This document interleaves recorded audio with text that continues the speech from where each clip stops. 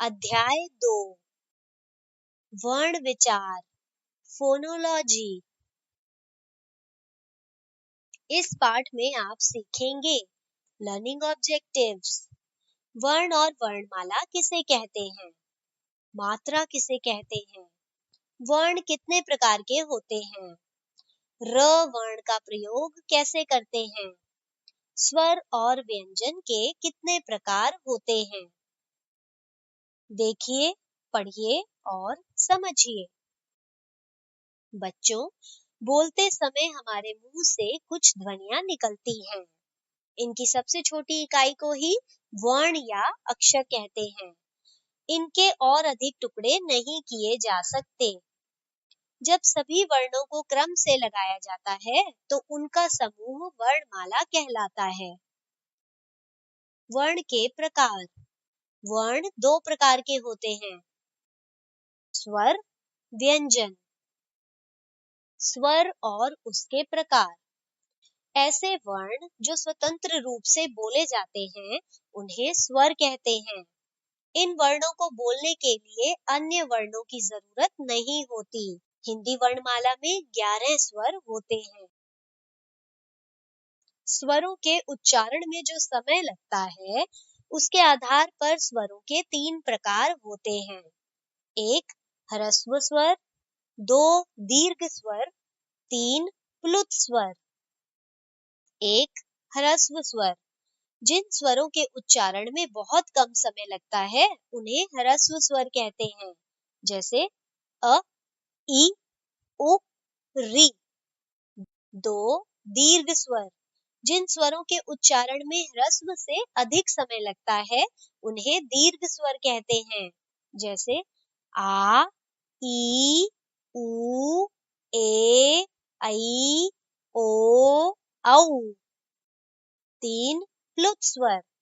जिन स्वरों के उच्चारण में दीर्घ से भी अधिक समय लगता है उन्हें प्लुत स्वर कहते हैं, जैसे ओम। अनुस्वार, अनुनासिक और विसर्ग। अनुस्वार अंग का उच्चारण नाक से होता है, इसे अनुस्वार कहते हैं। वर्ण के ऊपर बिंदु लगाकर इसे दर्शाया जाता है, जैसे अंग, अंगूर, पंख, गंगा आदि। अनुनासिक वर्ण के ऊपर लगने वाले चंद्र बिंदु को अनुनासिक कहते हैं। इसका उच्चारण नाक और गले से होता है, जैसे हंस, बांसुरी, गांव, सांस आदि। विसर्ग अह का चिन्ह वर्णों के मध्य या अंत में आता है। इसे विसर्ग चिन्ह से दर्शाया जाता है, जैसे नमः, प्रातः, अतः आदि। अंग अनुस्वार और अह विसर्ग को अयोगवाह कहा जाता है। व्यंजन और उसके प्रकार।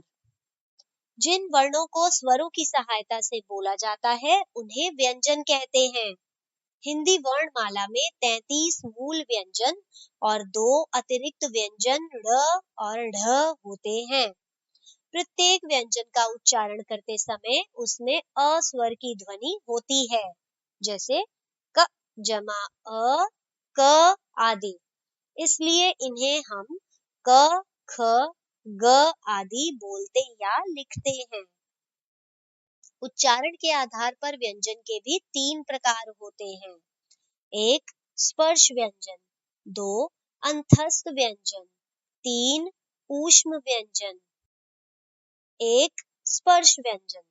जिन व्यंजनों का उच्चारण कंठ, तालु, मूर्धा, दंत और ओष्ठ के स्पर्श से होता है उन्हें स्पर्श व्यंजन कहते हैं। स्पर्श व्यंजन और उनके उच्चारण स्थान निम्न प्रकार से हैं। कंठ, कंठ्य, वर्ण कवर्ग, व्यंजन क, ख, ग, घ, न। तालु, तालव्य, चवर्ग, च, छ, ज, झ, न। मूर्धा, मूर्धन्य, टवर्ग, ट, ठ, ड, ढ, ड़, ड़, ढ़। दंत, दंत्य, तवर्ग, त, थ, द, ध, न, ओष्ठ, ओष्ठ्य, पवर्ग, प, फ, ब, भ, म। 2. अंतस्थ व्यंजन, जिन व्यंजनों का उच्चारण कंठ, जीभ और तालु के आंतरिक संयोग से होता है उन्हें अंतस्थ व्यंजन कहते हैं। ये संख्या में 4 होते हैं, य, र, ल, व। 3. ऊष्म व्यंजन, जिन व्यंजनों का उच्चारण करने में घर्षण द्वारा ऊष्मा उत्पन्न होती है उन्हें ऊष्म व्यंजन कहते हैं।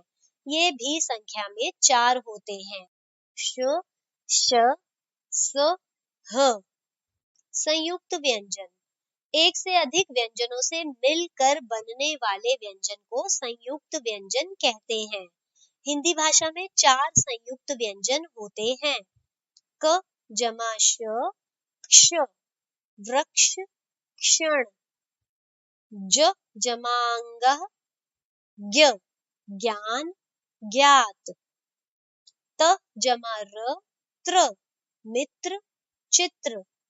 श जमा र, श्र, श्रम, श्रद्धा। द्वित्व व्यंजन, एक जैसे दो व्यंजनों से मिलकर बनने वाले अक्षर को द्वित्व व्यंजन कहते हैं। जैसे ल जमा ल, ल, मल्ल, बल्ला। त जमा त, त, पत्ता, गत्ता। प जमा प, प, थप्पड़, चप्पल। क जमा क, क, पक्का, धक्का। संयुक्ताक्षर, दो अलग अलग व्यंजनों को मिलाकर बनने वाले अक्षर को संयुक्ताक्षर कहते हैं। जैसे क जमा य, क्य, क्यारी, क्योंकि। च जमा छ, छ, अच्छा, इच्छा। त जमा य, त्य, त्योहार, त्याग। द जमा व, द्व, द्वार, विद्वान। मात्राएं, व्यंजनों के साथ स्वरों के जिस रूप का प्रयोग किया जाता है उसे मात्रा कहते हैं। हिंदी में कुल 10 मात्राएं होती हैं। आइए इनके बारे में जानें। अ कोई मात्रा नहीं, छ जमा अ, छ, छल। आ, म जमा आ, मा, मान। इ, स जमा इ, सी, सिल। ई, त जमा ई, ती, तीर। उ, क जमा उ, कु, कुल। ऊ, च जमा ऊ, चू, चूक। रि, प जमा रि, प्रि, पृथ्वी। ए, स जमा ए, से, सेब। ऐ, द जमा ऐ, दै, दैनिक। ओ, प जमा ओ, पो, पोटली। औ, ग जमा औ, गौ, गौरव। याद रखें, एक, अ स्वर की कोई मात्रा नहीं होती। इस प्रकार केवल 10 स्वरों की ही मात्राएं होती हैं। 2, उ और ऊ की मात्रा सभी व्यंजनों के नीचे लगती है। जैसे र व्यंजन में इसे बीच में लगाया जाता है। जैसे र जमा उ, रु, र जमा ऊ, रू। र के रूप, बच्चों वर्णमाला में र एक ऐसा वर्ण होता है जिनका मुख्यतः 3 प्रकार से प्रयोग किया जाता है। आइए र के तीनों रूपों के बारे में जानें। र के इस रूप का प्रयोग तब किया जाता है जब र स्वर रहित होता है। इसे अगले वर्ण के ऊपर लगाते हैं, जैसे वर्षा, मर्ज, दर्जी, कर्म आदि। जब र वर्ण किसी स्वर रहित व्यंजन के बाद आता है तब उस व्यंजन की खड़ी पाई के साथ र के पदेन रूप का प्रयोग किया जाता है, जैसे प्रण, क्रम, चक्र, ध्रुव आदि। स्वर रहित ट और ड के साथ र के पदेन रूप का प्रयोग इस चिन्ह के रूप में किया जाता है, जैसे ट्रक, राष्ट्र, ट्रेन, ड्रम आदि। आपने सीखा, लर्निंग आउटकम्स।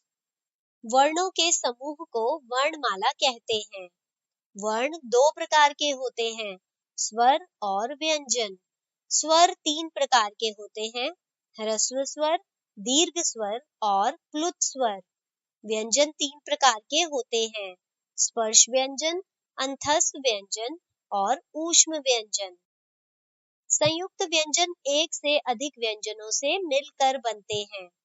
द्वित्व व्यंजन एक जैसे दो व्यंजनों से मिलकर बनते हैं। संयुक्त अक्षर दो अलग अलग व्यंजनों को मिलाकर बनते हैं। हिंदी भाषा में 10 मात्राएं होती हैं। र वर्ण को तीन रूपों में प्रयोग किया जाता है।